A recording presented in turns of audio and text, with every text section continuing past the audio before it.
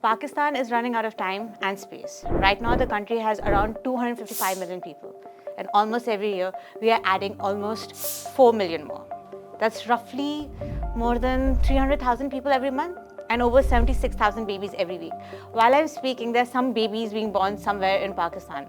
Many of them, I'm sure. And if we keep growing like this, Pakistan's population is expected to double in about 45 years. Now just imagine, in my lifetime or in your lifetime, the number of people in Pakistan are twice that they are right now. And what's driving this growth? Why is Pakistan growing faster than its neighbors? And what does that mean for us? For our jobs, for our school, for our water, for the future of the many Pakistanis being born right now? Let's break it down. As of 2025, Pakistan's official growth rate is estimated at around 2.5% a year. Some older estimates put it closer to 1.5%. Either way, Pakistan is growing faster than the world, where the global average is around 1%, and faster than our South Asian peers. The South Asian average is roughly around 1.1% to 1.3%.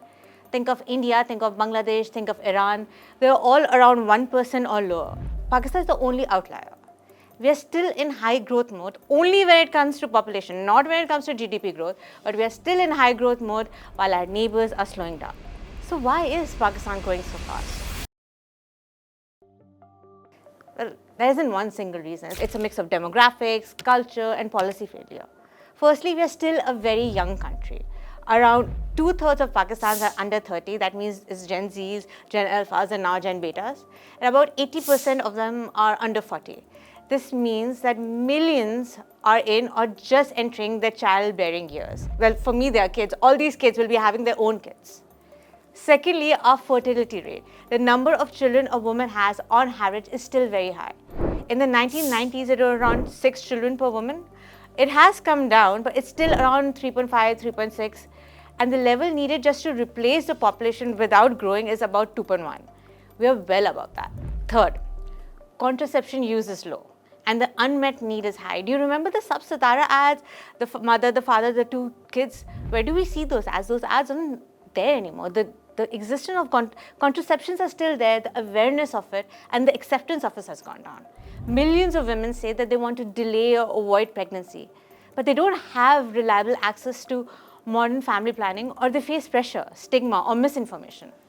In some estimates, around 17% of women have an unmet need for contraception. That's around 6 million women who want to prevent pregnancy but can't do so easily or safely.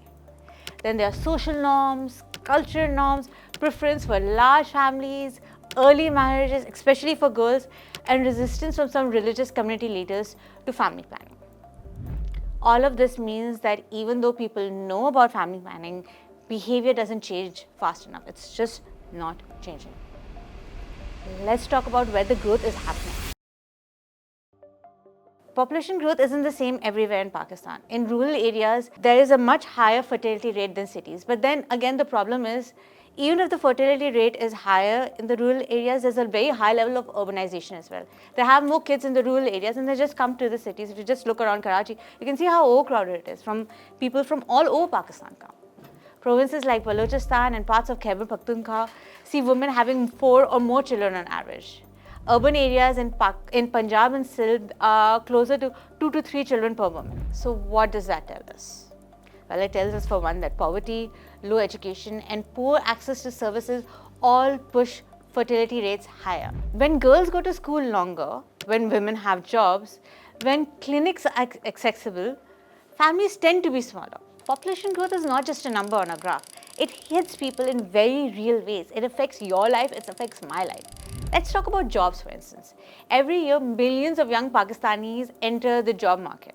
We keep talking about the demographic boom, that we have so many young people, that we have a large working age population. But the truth is, the economy is just not creating enough jobs for them. This leads to high youth employment, underemployment, frustration, and sometimes social unrest. Instead of a demographic dividend where a young population boosts growth, Pakistan risks a demographic burden. And then there are educational institutes. Classrooms are already overflowing in some schools. 70 or more children share one classroom and one teacher. Yet millions are still out of school, and the number keeps rising as more babies are born. Now, how much the government spends on education can be a bit contentious because of the 18th Amendment. It has been devolved to the provinces. And now the 27th Amendment has raised further questions as to whose responsibility education is. But let's talk about the Pakistan Economic Service numbers. Around 0.8% to 1.9% of the GDP is spent on education. Now this is far below what's needed to keep up with growth, let alone improve quality. Then there's also healthcare. Hospitals and clinics are overworked. There aren't enough doctors, there aren't enough nurses, there aren't enough midwives. Maternal and child health services are stretched thin. High fertility rates mean more pregnancies, more deliveries, more pressure on a system that is already struggling. And another important thing to note here is that Pakistan is not just crowded. It's crowded in a climate-stressed, resource-scarce environment. Pakistan is already classified as water scarce. Per person water ability has dropped below the global scarcity level. And we haven't built a new dam in decades. We waste huge amounts through inefficient irrigation and leaky systems. And as the population grows, cities and farmers are competing for the same shrinking water resources. More people mean more homes, more air conditioners, more factories, more demand for electricity and gas. And Pakistan is already struggling. It's winter right now while I'm shooting this. I'm sure you're already facing gas shortages in your kitchen.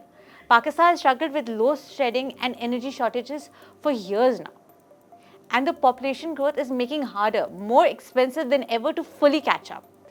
To feed a growing population, we need to produce more food with less water and under the threat of climate change. Heat waves, floods, erratic monsoon rains, all of these are hitting crops at the same time, and the demand for food is rising. Let's talk about Pakistan's population policy. Did you know that Pakistan was actually one of the first countries in the region to start family planning programs? This goes as far back as the 1960s. But the story since then has become very messy. Policies changed with governments, with regimes. Under some rulers, family planning was a priority. Under others, it was a taboo, or it was pushed aside due to pressure from conservative groups. Under the 18th Amendment, population responsibility shifted to the provinces, and coordination became weaker. Funding was inconsistent. Lady health workers were often devoted to other health campaigns, and no one had long-term political ownership. At the same time, social resistance stays strong. Many people saw family planning as a foreign agenda, not as something rooted in local needs and rights. Countries like Bangladesh, Iran, and Sri Lanka, they show that change is possible. They had consistent political will over decades, using community-based workers to bring services to women's doorsteps, involve religious and community leaders to reduce stigma, invest in girls' education, women's jobs, and treat family planning as part of overall development, not just a health project for a little time. Their fertility rates dropped to replacement level, or at least close to it. Their population growth slowed, and they have freed up resources to invest in quality of life, not just in the quantity of people. Maybe Pakistan is not doomed to this path, but it still needs urgent, coordinated action. Pakistan's population is not just about too many people. It's about too many people, too fast, with too few resources, too little planning, and too slow a response. The choice we have now is simple. Either we invest in smaller, healthier, better educated families, or we continue down a path where each new generation faces even less water, fewer jobs, weaker schools, and more frustration than the one before. This isn't about the numbers alone. It's about the kind of country we want Pakistan to be.